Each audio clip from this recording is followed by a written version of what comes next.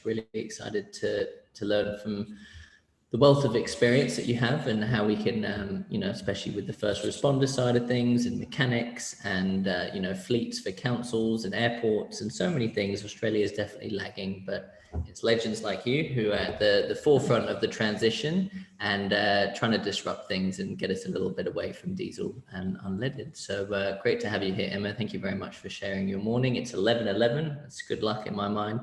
And would love to hear from you and why you're joining us today. Great, thanks for having me. I was hoping to be in the electric car cafe workshop with, you know, kind of activity behind me, but I'm back at home, so I hope everybody's not too bored with the lockdowns that I think we're about to experience. I'll get stuck in. So I wanted to just cover, obviously everything you've just talked about, Bunny, is you know, there's quite a lot there.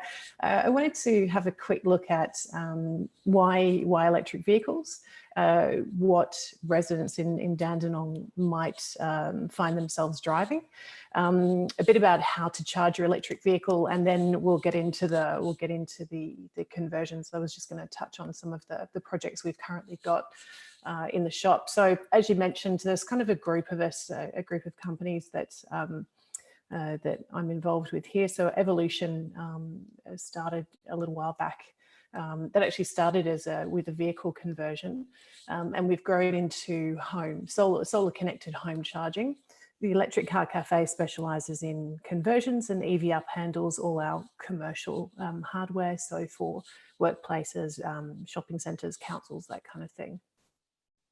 So from a health and climate perspective, electric vehicles are, you know, even though I work in the sector, they're not the whole answer. We need to move to a combination of transports, whether that's, you know, kind of people powered or electrically powered. I think electric vehicles play an important role in that, but we also need to, you know, move back to walking, cycling, maybe electrified push bikes, that kind of thing, electrified scooters, in order to make, you know, kind of make up a mix of ways that we can reduce transport emissions.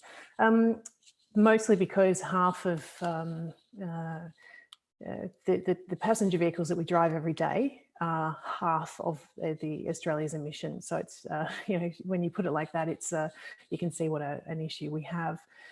But more frighteningly, this statistic always kind of blows people's minds, and certainly blew my mind when I first looked into this. But we actually we lose more Australians each year to health. They die prematurely due to health impacts of vehicle emissions.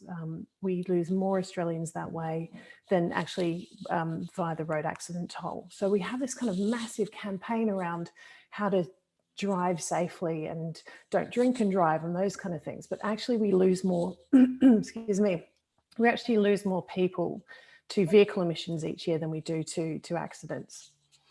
And we've got a little project we call Idle Off, which I didn't sort of have time to go into with this presentation. But what we found through the Idle Off project is that when we sit in areas where we're idling our vehicle, whether that's at a traffic light or a school or at a shopping centre, those kind of things, if we could switch off those idling vehicles, it would actually be the equivalent each year of taking 5 million vehicles off the road. So there's a number of ways we can reduce our transport emissions.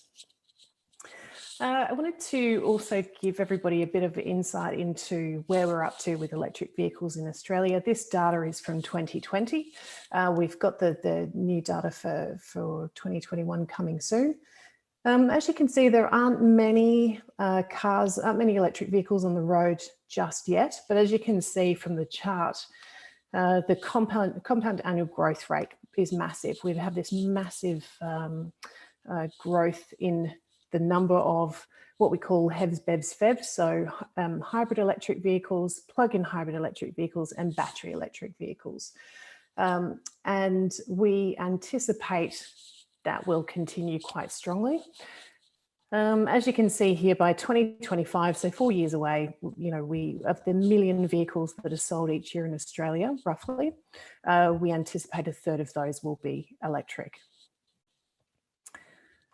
Look, more charts proving proving the point around, excuse me, electric vehicle sales data. And last year, despite, you know, lockdowns and restrictions, that kind of thing, we had around 8 new models hit the market. And look, there's a variety of quotes here, but I think probably the biggest one for me is that $150 billion has been, excuse me, is being spent by vehicle manufacturers to increase their knowledge and production of electric transport. Globally, of course, we're seeing a massive uptake. Australia's we actually lag behind most other developed nations in this regard, but we will catch up. And mainly we'll catch up because vehicle manufacturers will soon no longer be making what we call ICE vehicles, so internal combustion engine vehicles. So Volvo this week announced they're committed to getting 1 million EVs on the road globally by 2025, so only 4 years away. And they don't intend to make a petrol or diesel vehicle after 2030. Additionally, Ford this week announced the F-150. So this is kind of a big deal in the electric vehicle world because generally EVs have been, you know, smaller vehicles. However, this as which is traditionally been a massive, you know, tows the boat, tows the caravan, you know, gas guzzling kind of, you know, emission spewing kind of ute. Excuse me.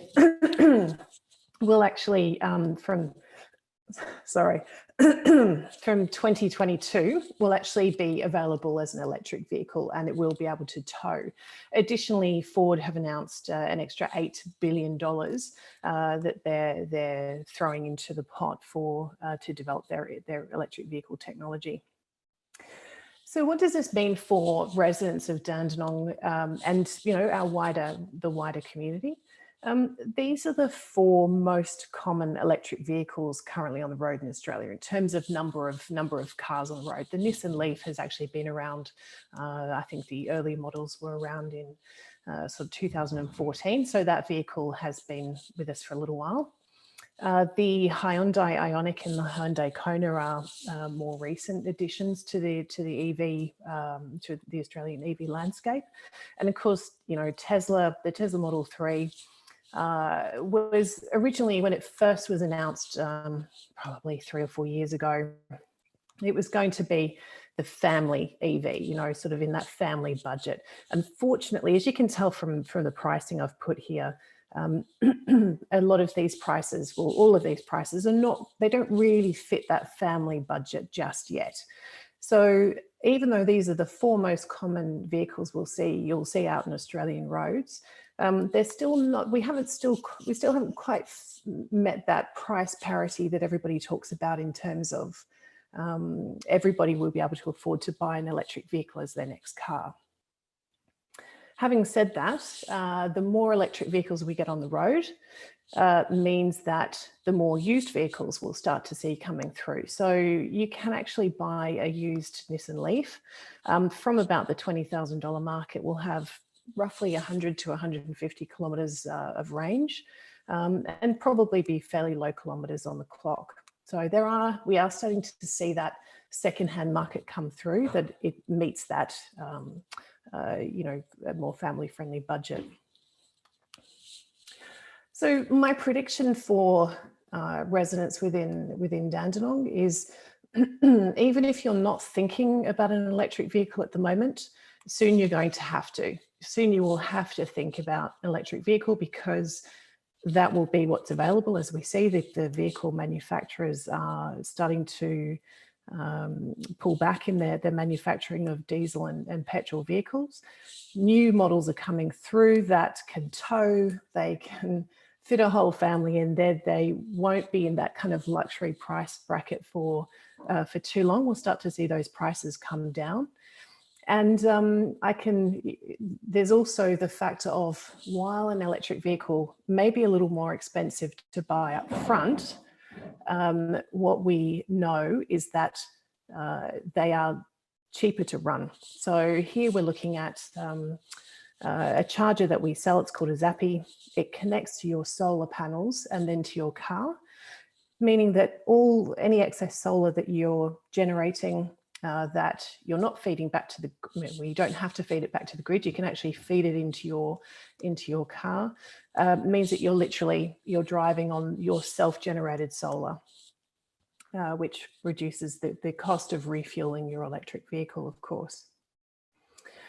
So that leads us neatly into having a quick look at electric vehicle charging. So I like to think of, when people ask, the question around EV charging, there's a whole kind of world of knowledge for people to learn here as we transition to electric transport. Essentially, every power point in your home, out in public, every power point that you see is a petrol station. You can plug your electric vehicle into essentially any power point, including just your 240 volt household plug, and charge up your car. The rate of charge will vary depending on whether it's single phase or three phase, but we essentially have a petrol station in our garages and in our homes. In public, so these are some of the commercial chargers that we supply. These are some of the, so I've put this up as a bit of an example of the types of chargers that you'll see when you're out and about. You may have started to notice some of these around the Dandenong area. They're starting to appear in shopping centres. I believe there's a tritium unit, which is one of these ones made up in Queensland, that's gone into a petrol station in Dandenong. So you'll start to see these units appear around the places that you shop and you work. And for a lot of people, they don't really understand, what they are because there's not a lot of education around them. So as I say, there's quite a lot to learn as we move into building the public infrastructure that we're going to need in order to support EV drivers. To give you an idea of how many public charging stations we need to build in order to support the several million, I believe there's 19 million vehicles on the road in Australia, pretty much in any given year. These numbers are global. We don't have any Australian figures at the moment, unfortunately, but currently, or last year, we had just over 2 million.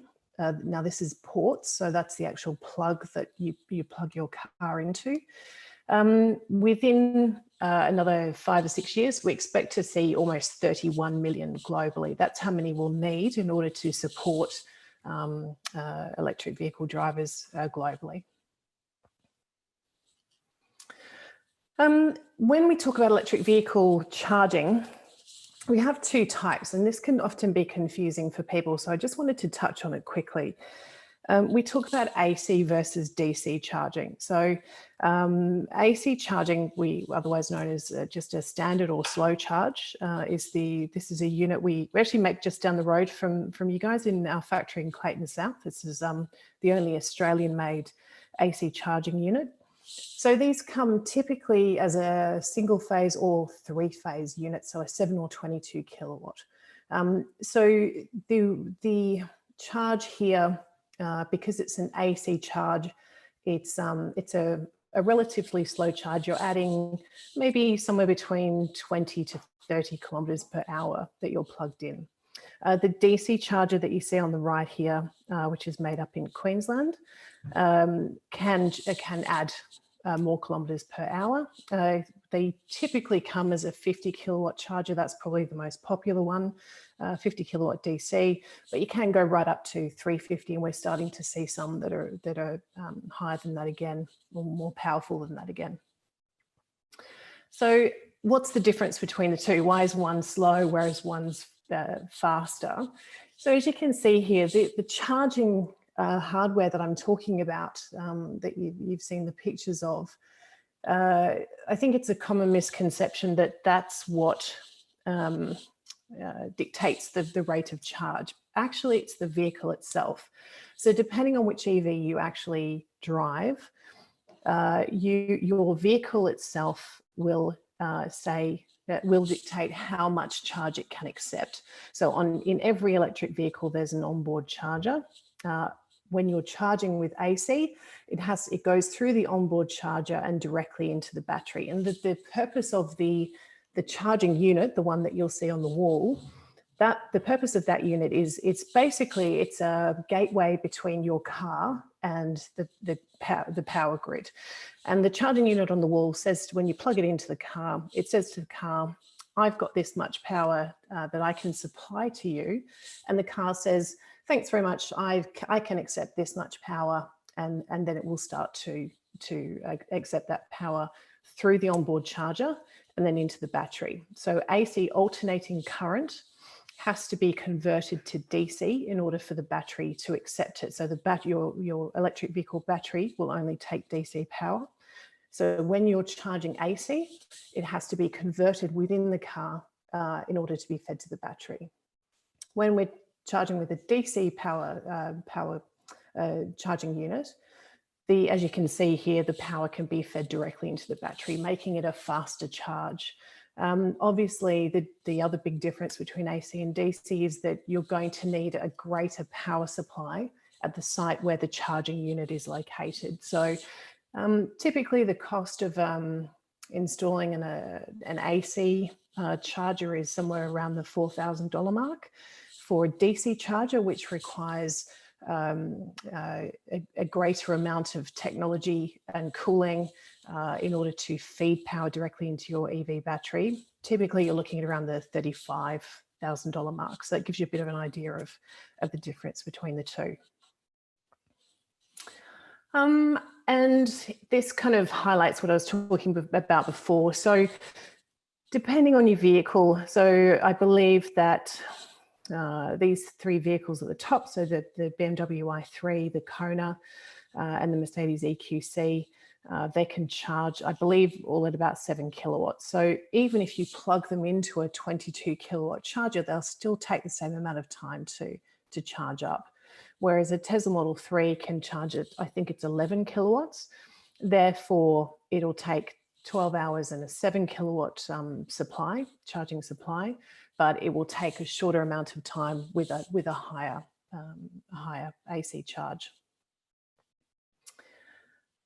So what does EV charging mean for those of you watching today? So what we know is that, as I said before, every power point that you have at your home or in your garage is essentially a petrol station. So primarily what you'll do is you'll come home from work or wherever you've been, you'll park your car, you'll plug it into a power point or into a unit that you'll have installed in your garage like the Zappi, and it will charge up. And you'll primarily just leave it going overnight. You might say, well, I want to dial it down a bit, to a slower trickle charge, but your car will be plugged in for an extended period overnight, sort of 7 to 8 hours. So therefore, when you get up in the morning, it's close to charged or fully charged, and off you go for the day, and go out and drive around, go to work, that kind of thing, come home, plug it back in, and the same thing happens. However, the public charging infrastructure is also important. Currently, what we have is a bit of a collection of AC and DC chargers out in public. Primarily in shopping centres, that kind of thing, you'll see an AC charger where places where you're going to plug your car in and go shopping or go to the movies, and you're going to stay there for a little while. But only a small percentage of your charging will generally be done in public. You'll mostly charge at home. But we do need to create that infrastructure for when you've driven to another town to visit family or for work, or if you want to go on holidays, or if you get to a shopping centre, or you're out and about and you realise actually you don't have enough charge, or you need a bit of a top up in order to get home again. So this is kind of the mix that we currently have. But obviously, if people live in apartments, they will maybe use public charging a little more than because it's going to be easier and cheaper for them than having apartment buildings retrofitted with individual parking spaces in, particularly multi-level, multi-apartment buildings. And what does the future of charging look like? So there are a few exciting charging options on the horizon, and one that's kind of already here. We hear a lot about induction charging. So some of you may have charged your phone or other electrical equipment using an induction pad on your desktop, and it's a very similar theory. There would be an induction charging pad on the floor of your garage. One would be retrofitted to the underside of your vehicle, and then you would drive your vehicle over the top so the two pads align, and then a charge would be provided to your car. Look, at the moment, this technology is still emerging. It's still in testing. We're talking to a number of companies that are developing this type of technology, but we don't expect to see it in the next sort of 2 to 3 years. Vehicle to X, so V2X or vehicle to grid, vehicle to X meaning vehicle to everything. V2G is another term that some of you may have heard, is the idea of using your electric vehicle battery as your home storage battery. So you can charge your car up in public. You might go to a DC charger, top your car up, come home that evening, and rather than pulling power from the grid, you may plug your car into your charger, and that charger is what we call bi-directional. And the charger can accept power from your vehicle and feed it to your house. So you can plug your car in, come inside and maybe switch the television on, and the television could be powered using the stored power in your vehicle itself. Again, emerging technology, there are a lot of hurdles to get through, a few obstacles to get through before that becomes more mainstream. But again, we expect to see that probably in the next somewhere between 3 and 5 years. Another technology that is actually in use very successfully in parts of China and Korea is actually swapping out the batteries. There's an electric vehicle company called NIO, who, as long as you have a NIO vehicle, you can bring it into one of these kind of automated garages. It will swap out the depleted battery that you're, sorry, excuse me, very croaky today. It will drop out the battery that the depleted battery that you currently have in the car, and replace it with a fully charged battery. So I believe that NIO have now done over 1 million battery swaps around China and Korea, but again, it's emerging technology. We may see it in Australia in the next 2 to 3 years. However, unless you have to buy that model of car in order to take advantage of a battery swap. So just super quickly, you mentioned, Bunny, first responder safety. Excuse me.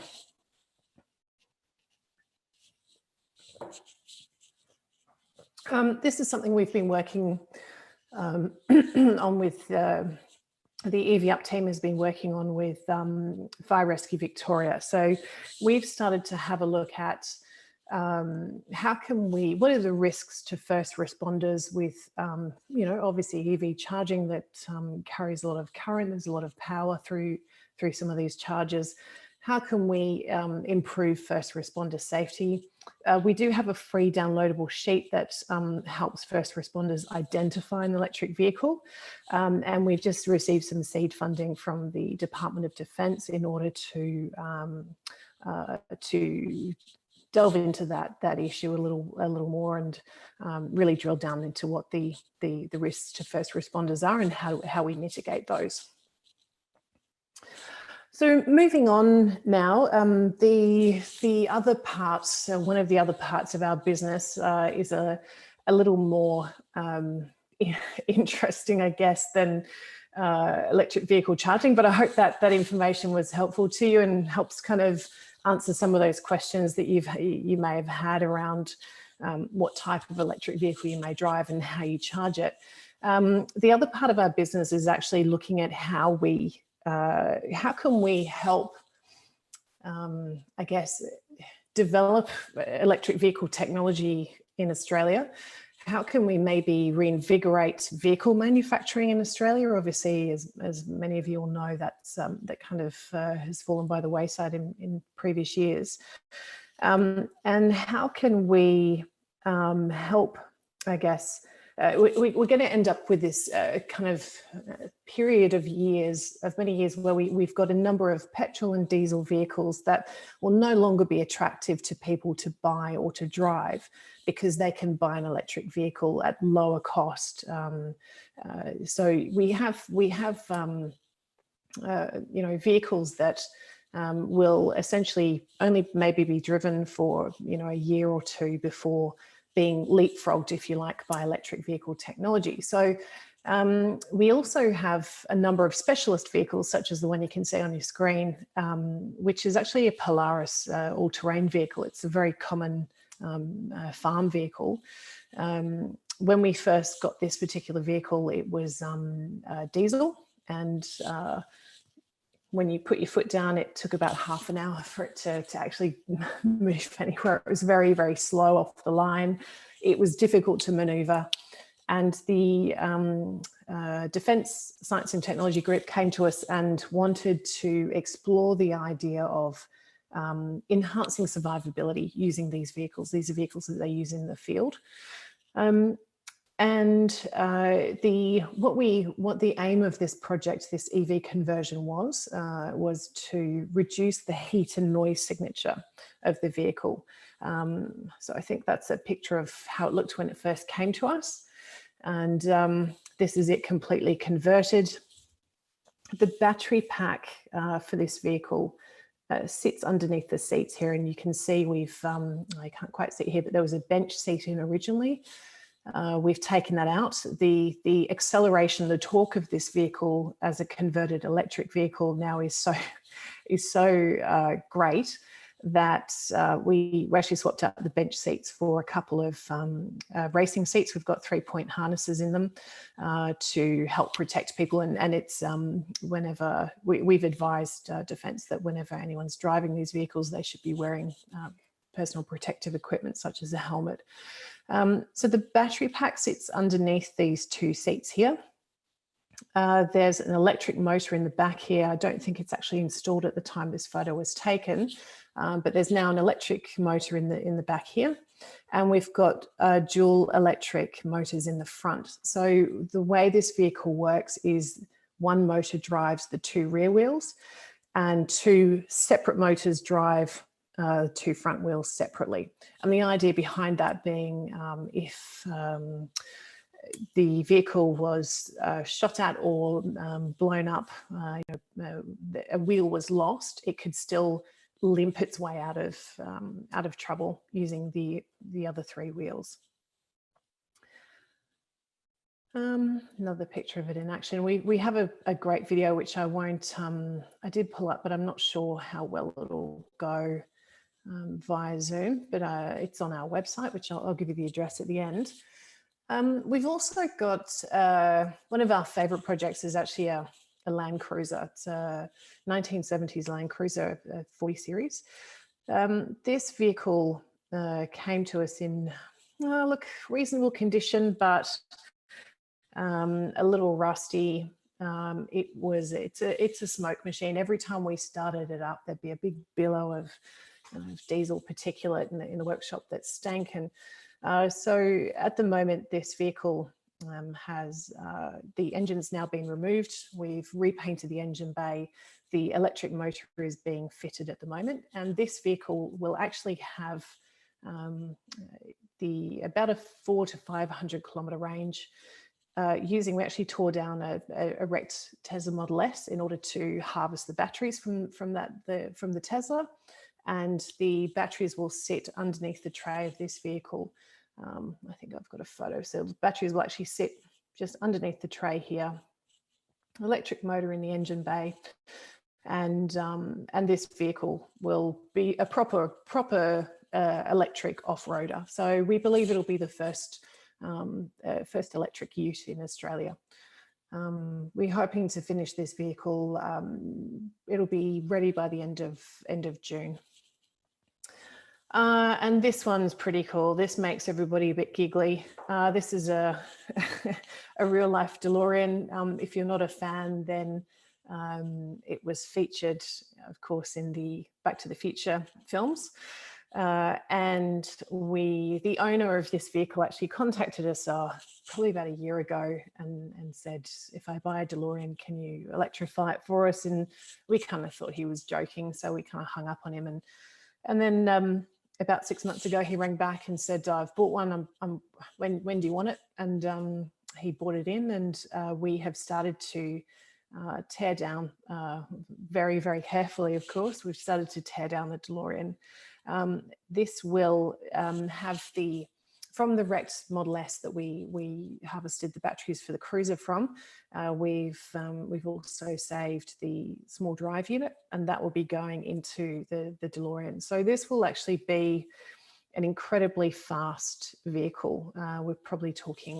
We're hoping for somewhere between 5 and 6 seconds off the line.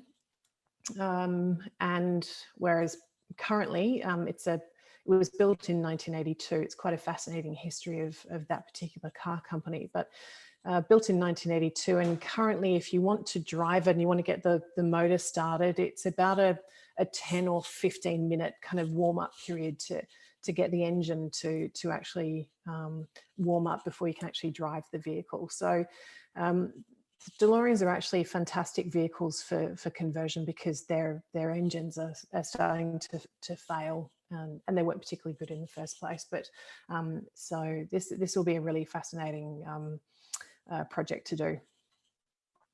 The other platform that we're currently working on is a 1992 Range Rover Vogue. So this particular vehicle, as you can see here, is our Auto Elect Joe, has had its components removed.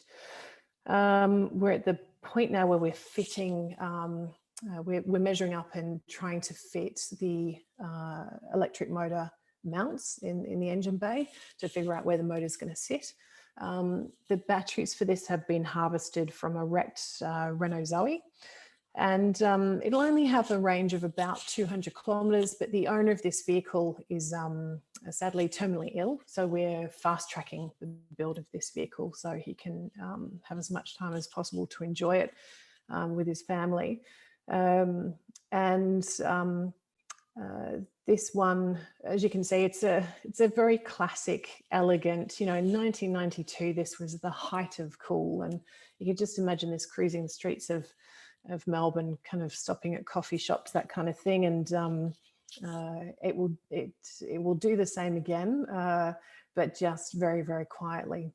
So the idea of, I guess, recycling older vehicles was where we started with the Electric Car Cafe. That's where we wanted to start, was how can we take these older vehicles, these very cool, Land Rover, Range Rover platforms, and actually recycle them into vehicles that can be enjoyed for another 20 or 30 years.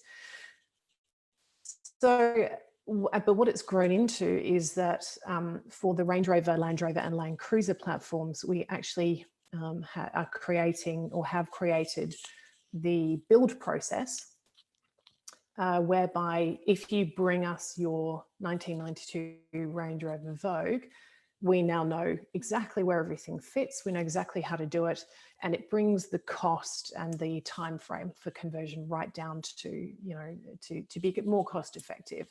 But currently, as this is brand new, this is kind of really cutting edge technology we're talking about here. It's currently very expensive. Some of the projects that I've just shown you here really ranging anywhere from about $70,000 to up to about $130,000. So it's not a cost-effective exercise at this point, but that's what we're aiming for, to bring that cost right down and to bring the time frame for conversion right down. So you can visit us at the electriccarcafe.com.au. We're constantly posting up information about our latest builds. And if you'd like to know anything else about electric vehicle charging, or if you're a first responder and you'd like a bit more information about how to identify electric vehicles, please come and visit us at EVUp. So I think that's everything I had to share with you. I'm hoping there's some questions. Well, I've got many questions. Loving everything that you've shared, and it makes me very hopeful, and especially just the repurposing of those old war horses. That makes me really happy, because I think I'm up in far north Queensland here, and I know that there's cane farmers who've been driving the same car for 30 years and very proud of it, and would if they was a subsidy, or the local mechanic suddenly had the ability to put an EV in there, or at least go hybrid, or potentially hydrogen as well, has its place with certain big rigs as well. I think that's it helps that kind of cultural transition, which I think is a big part of the battle with Australia, because people trust diesel. They have diesel generators, their tractor runs off diesel, and they know it. And I think if we can, have that 1970s, beautiful Toyota, cruiser back into gear, but, going faster, better, and not pumping out fumes at the back. I really like that component. Yeah, people have all the people we convert cars for have an emotional connection to the vehicle. The guy with the cruiser, he learnt to drive and won. The guy that owns the Delorean, he's a real car guy, and he's always loved them, and always known that when he bought the vehicle, he knew that it would never run as it was originally built. They're notoriously rubbish kind of engines, and so his plan was always to electrify it in order to, well, have something completely unique. But there were 9,000 Deloreans built globally. I believe there's a couple of hundred in Australia. So it's all of these will be the first of many, I'm sure. And as you say, I think there are something like 10,000 Hiluxes sold every year. So it'd be I think interesting to develop a Hilux platform for conversion as well, because we simply see so many out and about. Indeed, it's a troop carrier in the Hilux. Either one of those bad boys, and you'd have the farm admit, I'll give it a go, Plug it into the shed and off you go. Yep. Exactly. And on our previous chat, we were talking with more of the kind of transitioning not wasted, but open municipality space near roads.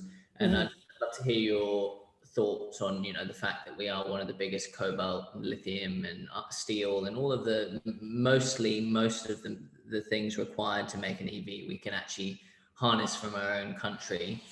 And the shared, culture of it is reconciliation week. So, our land and their land and our shared land of Australia. Do you think that we have a potential, obviously mining responsibly, to crank into gear and be a leader in manufacturing top quality, hopefully work utes and fleet utes? And because, you go to local councils, not just in Dandenong, but especially up here, all of the work cars are utes. There's no normal, they're all work utes. So do you think that we could be a leader in that kind of 4x4 ute space if we did get our manufacturing processes together?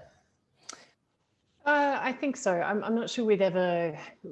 There is some movement in the manufacture of electric utes in Australia for the mining sector, because as you can understand, with underground mining, if you put a diesel vehicle into an underground mine, there's, I believe, for every vehicle you add every diesel vehicle you add underground, there's $140,000 worth of extra ventilation that has to be added in order to remove those diesel emissions, so people can breathe safely underground.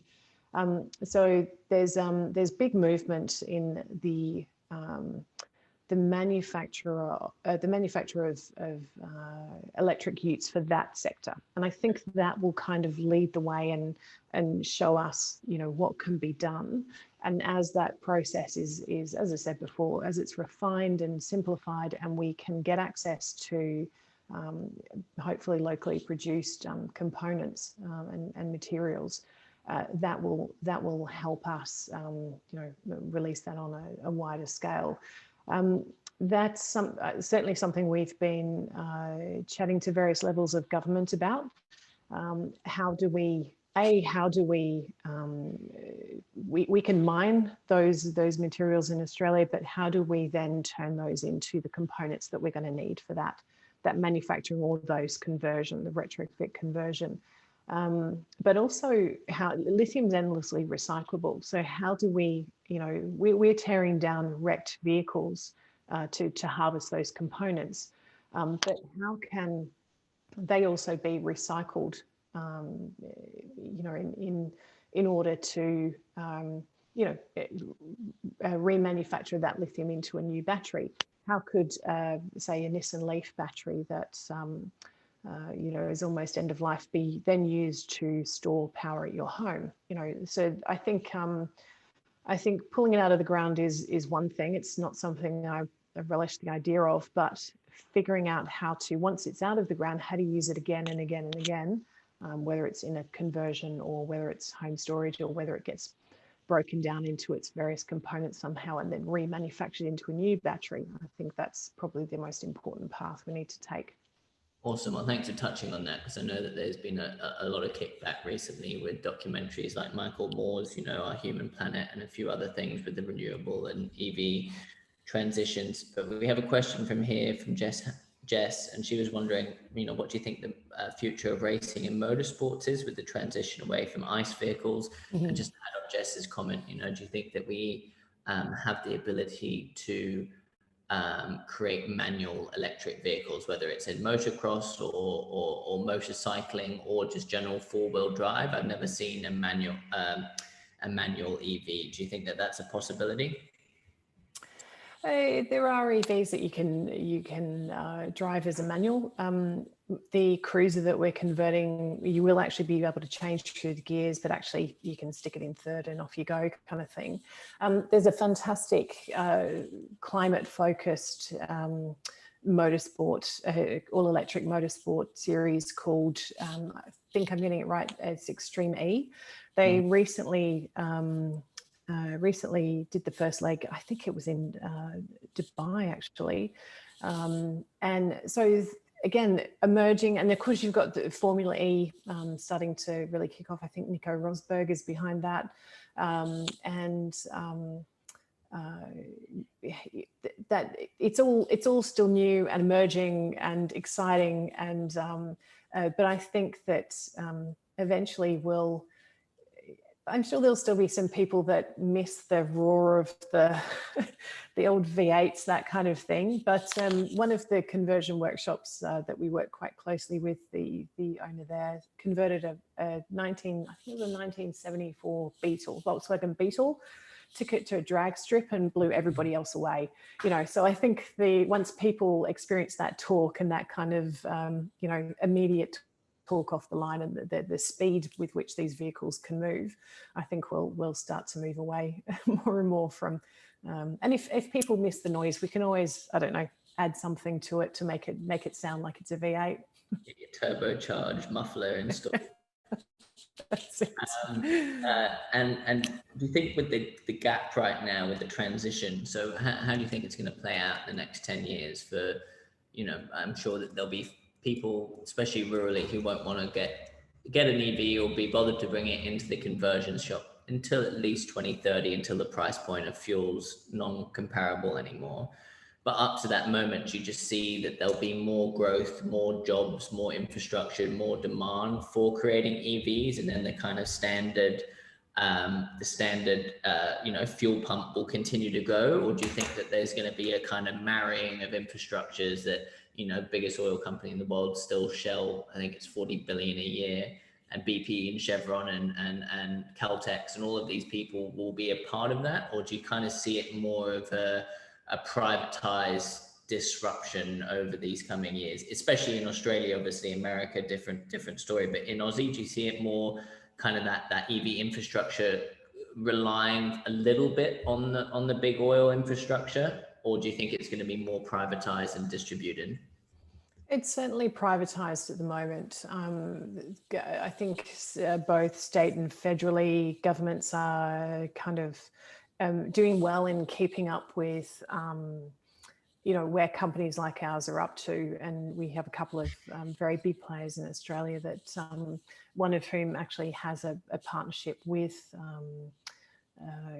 what used to be called, which is now Ampol, which used to be Castrol. Yeah.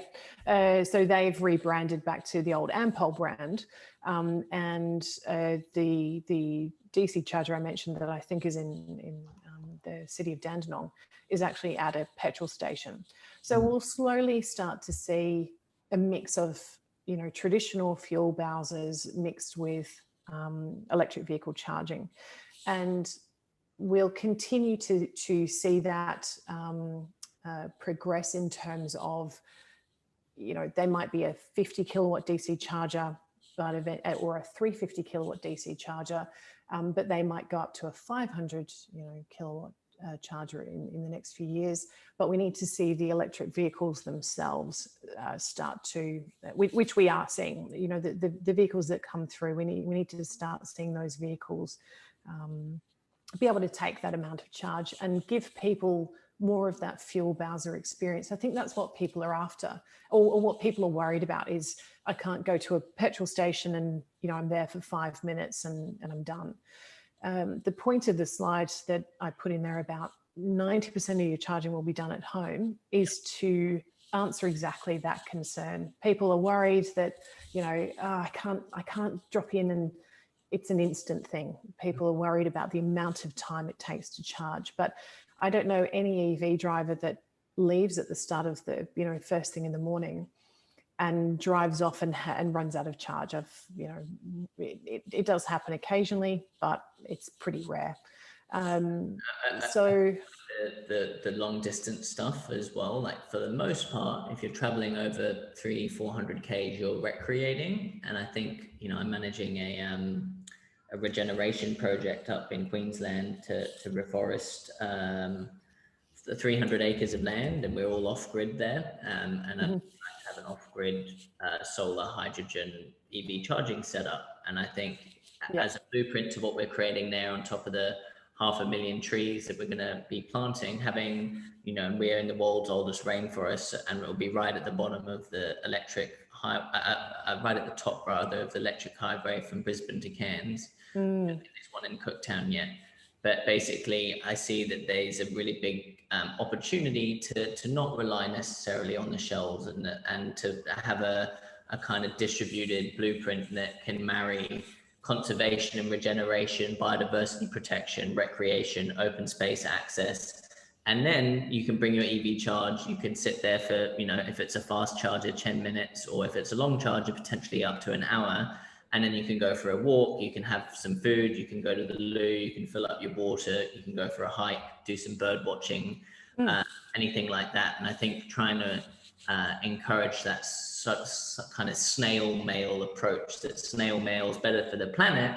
It's not the Amazon one-click fast purchase, but it is better for the planet. And that snail mail approach probably will be necessary for at least 5 years or so, until the DC stuff is a bit more, that you can charge it in 5 minutes and then carry on your road trip.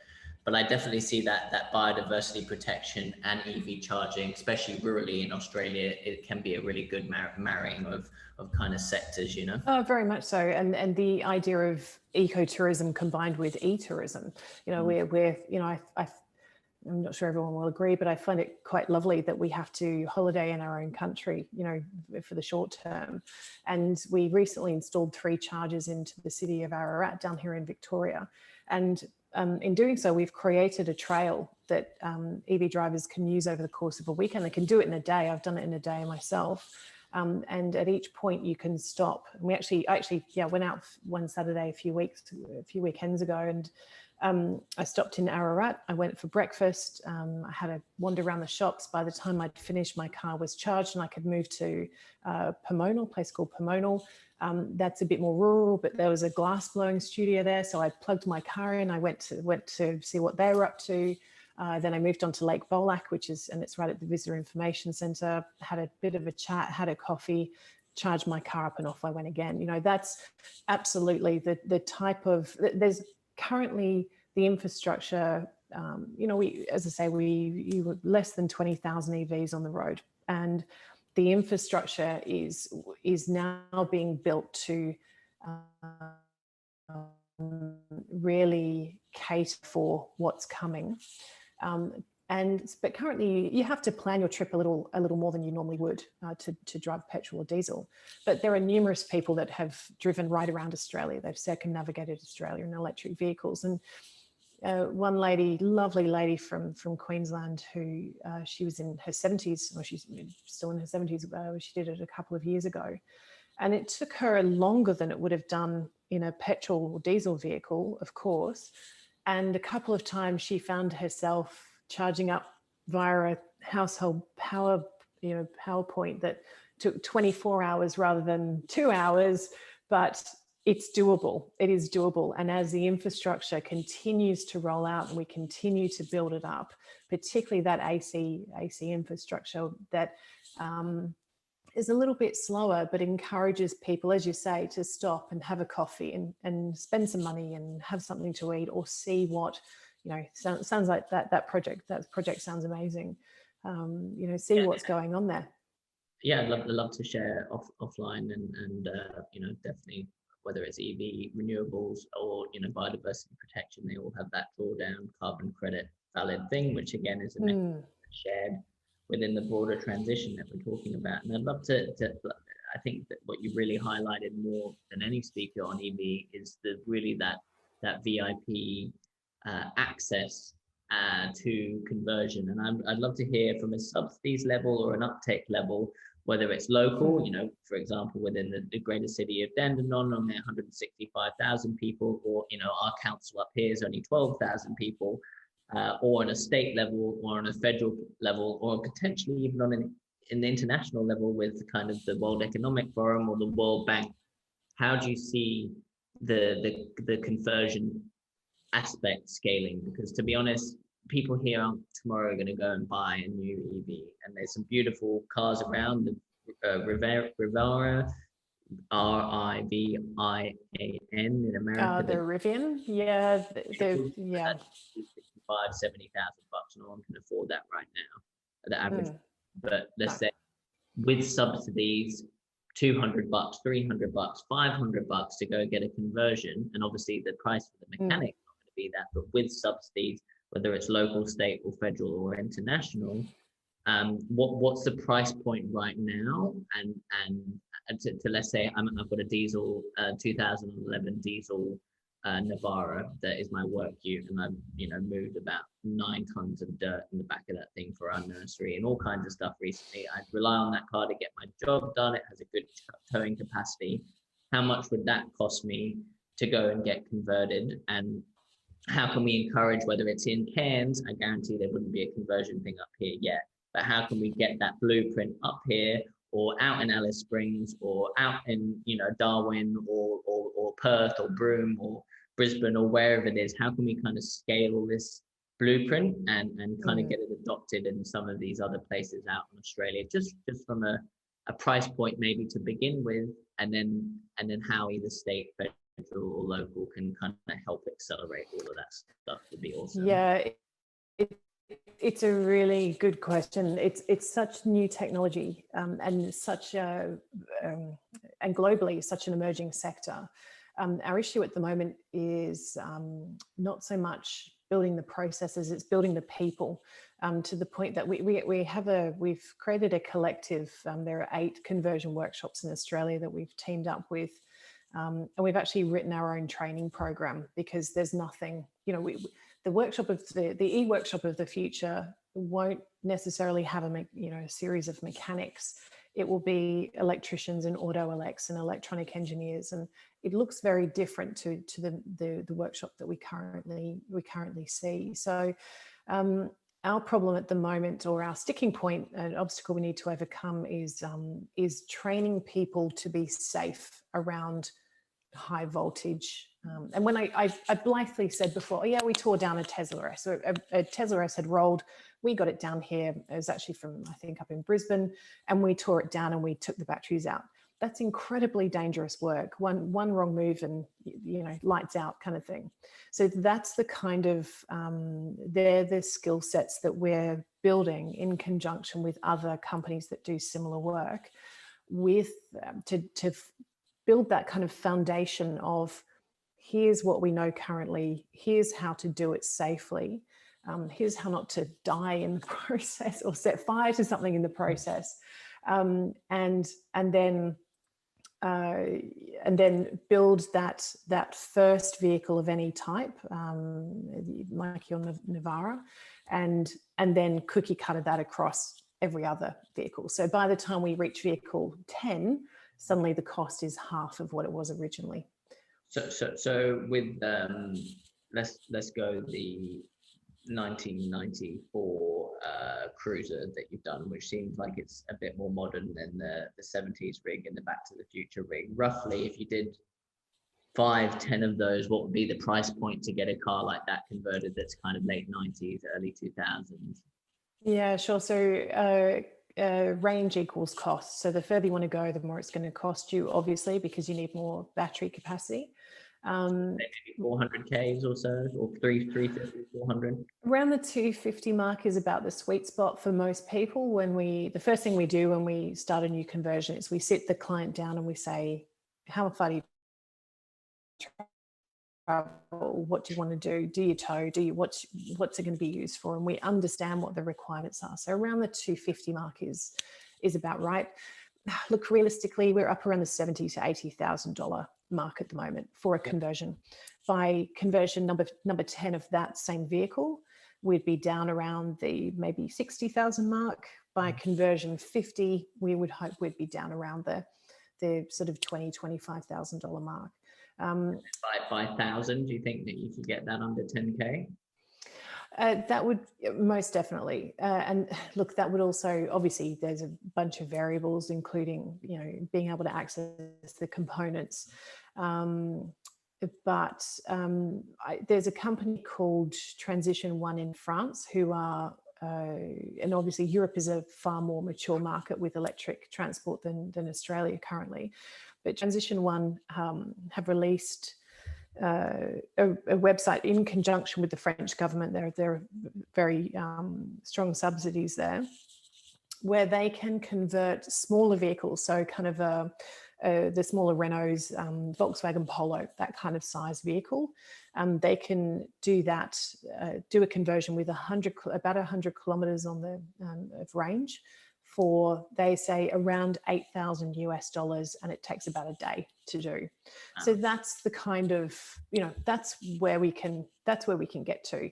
In Australia, of course, you know, it is a ute question. It's a Navara Hilux cruiser, Land Rover question, because they're the cars we drive and we have a lot of. So it'll be a little bit of a different conversation. But currently, as I say, we're talking to a number of levels of government about conversions.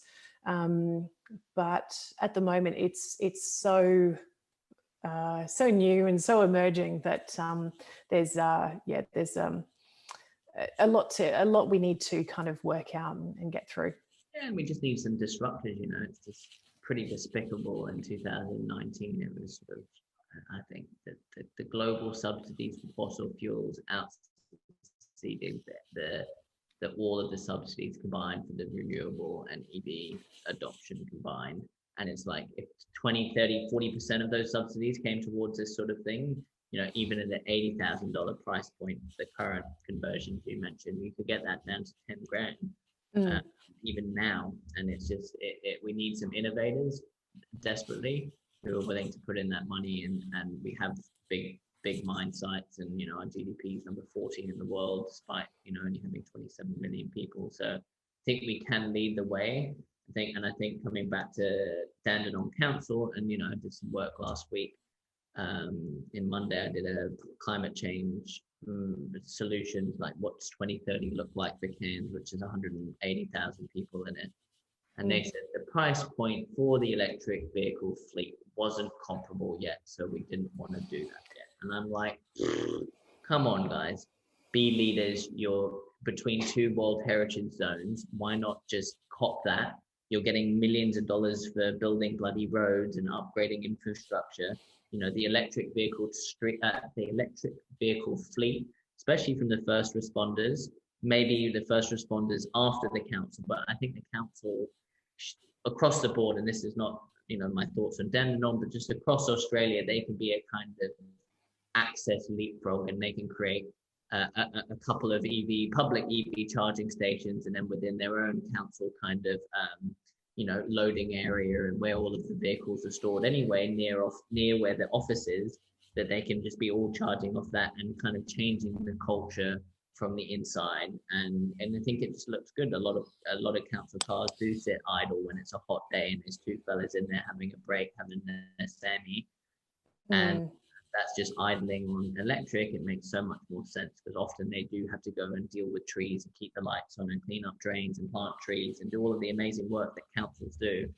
So just on that note, and I know Queensland's done a big EV push recently. I was reading a document which looked hopeful, especially with the electric highway. But are you seeing any, and I know federally there's a lot of things that need to be accountable, and I'm trying to be agnostic as I can with the whole thing, but regardless of which party we're in, we do need to adopt a bit quicker. But are you seeing any kind of big policy pushes or big kind of opportunities growing within the fleet space, and how potentially can Dandenong benefit from that specifically? Yeah, sure. Obviously, we're in Victoria, where the state government just voted in an EV tax, but then sweeten that with a $3,000 subsidy. So it's a bit of a seesaw here at the moment. But look, I think that governments at all levels are working to better understand what this means for their fleet, and what it means for their council staff, and what it means for residents, and what's the best way of rolling out. And there's so much information. I mean, that pack that I've just run through, which took 40 minutes or so, barely scratches the surface of all the stuff that I would have a conversation with a council about EV charging.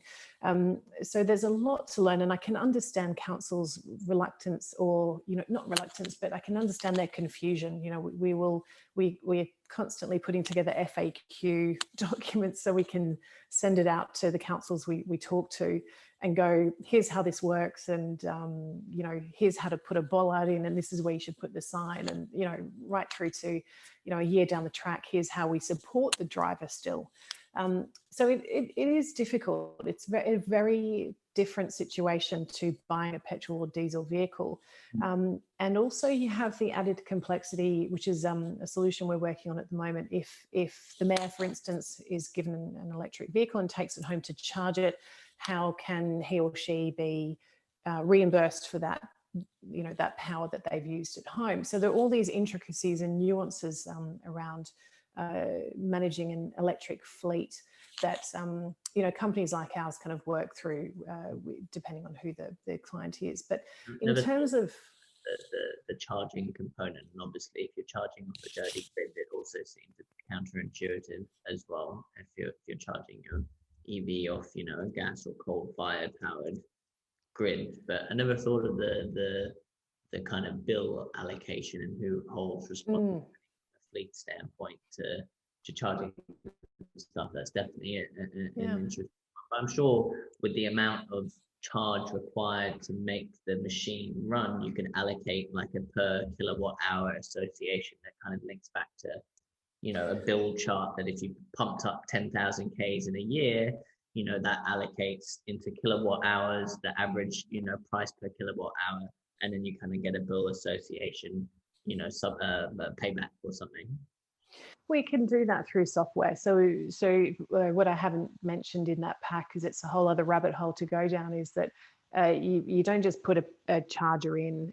What we do is we put the charging in, and it's what's known as OCPP, Open Charge Point Protocol, which is, and we've built our own software here in Melbourne that from my computer here, I can tell you what's happening with every charger that we've got around Australia and New Zealand. So I can tell you if someone's charging up, how long they've been charging up for, what that would cost, what's the carbon offset of that. So we can now manage all of that using software, which is a vital part of any EV charging journey. But yeah, look, yeah, I think it's a whole new world of information for councils in particular to get their heads around. There's a couple of great companies. Endeavour did the Charging the Regions report down here in Victoria. So if anyone here is from a council, that's a great report to read. And look, if anyone wants to get in touch, I'm happy to. The other thing is, it's not a one-size-fits-all solution. What would work for Dandenong Council might not work for, I'm down near Geelong, might not work for Geelong Council. So there's a little bit of tweaking needed. And just on a final note, well, two more things, but one quick one that I'm personally curious about. I do live off grid. I've got a mix of a backup diesel generator, an 8K diesel generator, and primarily solar and batteries, and then also a small hydrogen system, a small hydro system powered off the creek. Mm-hmm. What would be the cost for me to be able to charge my hopefully either Nissan diesel, my Navara diesel, or my EV Nissan after I get it converted, or potentially a full EV if I can rally that soon enough. What's the rough cost for a situation like mine where we are off grid, or you've got a farmer in the middle of nowhere who's making their own farm to not to plug in a home system? What's the cost roughly look like for that right now? To put a charger on the wall of your garage, or to or just to be able to rely on our system to produce that, and roughly what's the kind of energy pool? Is it like half a kVA per hour, or what are these systems kind of pulling for? Yeah, I'm also off grid. Old lead acid battery pack. I've been off grid since 2012, and so the EV gets charged when there's sunshine. Haven't had the generator connected yet, thankfully, but I'm sure we will one day soon. But it'll depend on the EV that you're driving, of course. But to get something, you can literally plug your EV into a 240 volt household power point. So for the EV that I drive, that would take I'd say anywhere up to sort of 12 to 15 hours to go from zero to full. However, if you I've put a 15 amp plug in just to speed that up a bit, so that cuts it down by a few hours. To get a Sparky to wire up a 15 amp plug is a few $100s. To put in something like the Zappy that I showed you before, which connects to your solar and will actually fluctuate the rate of charge depending on how much solar is being generated or how much you've got in your battery bank. So it will work with an off-grid system. You're looking at roughly about $1,400 for one of those. Sure. Yeah, it's not cost prohibitive, and that price. I mean, a lot of EV drivers do kind of bulk at that price point, but what you're paying for there is basically all your fuel up front. And then you're charging off your excess solar, which is just, I love it. Every time I see my car charging off the solar, I'm have a silly grin on my face. But I think the other question people have is, how much does it cost if you're connecting to the grid? How much does it cost to charge your car? And look, that's again a difficult question to answer accurately. But if you kind of go with you've got you're almost at zero and you're charging up to say 80%, you're talking around the $10 to $15 mark. It's a far more cost-effective way than going to a petrol pump, certainly these days. Wonderful, Emma. Well, thank you so much. It's been really informative. Hope to everyone. It has certainly for me. And I just put my email in the chat function there. So it'd be great to discuss. And I'm in my local town of Mossman, and they have one EV upper gorge in an Aboriginal First Nations, the Kuki Alangi. They've created a community centre that services the gorge up there for the traditional owners. But there's actually not a single EV charging on our main street here, and that goes all the way down to the rainforest and to it's only one road really going through here. So I'd love to kind of disrupt a little bit and potentially awesome. And once we got our property sorted, it'd be wonderful to collaborate and figure out how we can get that EV Australian made EV charger, because I really don't want to someone foreign. So my email's there. I'd love to chat offline, and really perfect. Be part of pushing this 20,000 strong vehicles to and penetrating getting that number up 19 million. And just on the final note, we've been asking all of the speakers right at the end and this has been a really positive conversation, but there are some negative things going on around the world. I'm really sorry that you've just gone into this bloody circuit breaker lockdown. It sounds like some sort of PR campaign beyond protecting citizenship, but anyway, I hope that this next week and everything that you and Melbourne will have to go through, I know that sort of thing's negative and frustrating, but beyond, the next year or just looking ahead, what are you feeling hopeful about, Emma? And what would you like to share in regards to something that does make you happy and hopeful and kind of get you out of the bed to contribute to?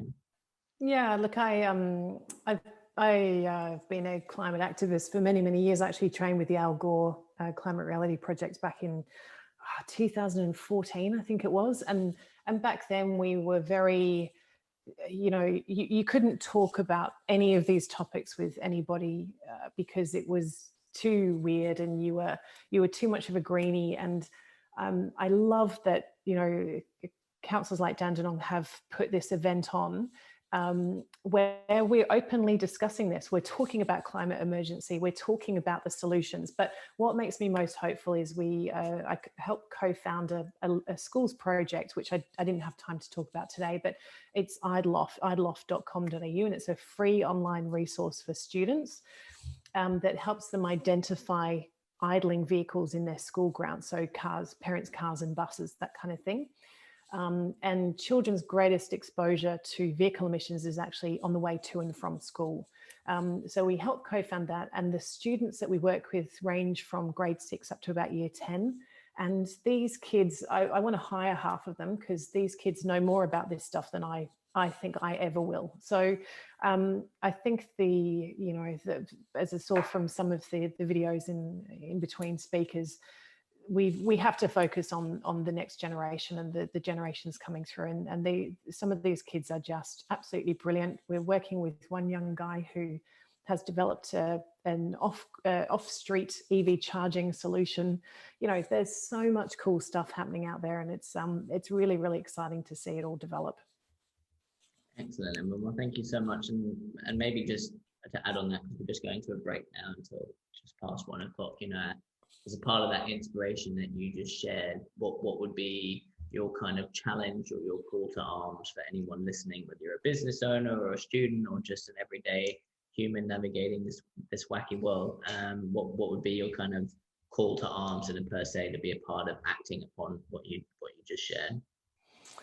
Yeah, I think it's I hear from people a lot that the problem's too big, but it doesn't have to be.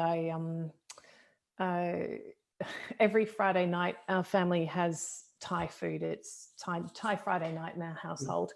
And I go to the local restaurant in my EV and I take my own containers. And every time I go, they know me now, and they fill up our containers with all the food, and we don't use the plastic ones that they usually use. And every single Friday that I do that and I carry it out in my little basket, usually someone who's also waiting for their food goes, "Oh, I didn't know you could do that. I'm going to do that next time." And it's just those small actions that help, that just have that knock-on effect. And even if it's something as simple for a business owner as I'm going to think about putting a 15 amp power point in and then listing it for EV drivers to use. And one guy we know he spent, I think about $1,000 putting an EV charger on the back of his property. And he put in a donations tin for the local CFA. You don't have to pay for the charging, but stick a donation in. In the first 3 weeks, he made about $50. You know, it's those small things that just inspire other people to just do a little bit, their part. And I generally find that when you start to get into that mindset, those little things become much bigger things until you get to the point where, you know, you're a bit more kind of passionate about it, and you join this great movement that we're starting to see across Australia and across the world. Wonderful, Emma. Well, thank you so much, and really, really enjoyed your clear wealth of knowledge, and really educated me on a lot of things, especially the conversion aspect to the EV transition. So thank you so much, and would love to have a chat at some other point and collaborate on some magic. But I think we're going to head off for a little break until 1 o'clock, and we're going to be hearing from Cargo Craft and some other mobility and transport discussions, hopefully with a bit of EV. Yeah, excellent. Thanks very much, and thanks to Lily and all the team for inviting me. I know that's I've been a bit hard to get hold of, so I really appreciate your patience. Well, I think a busy lady, no doubt. Awesome. Thank you. Enjoy the rest of the day. See you later. Bye. Bye.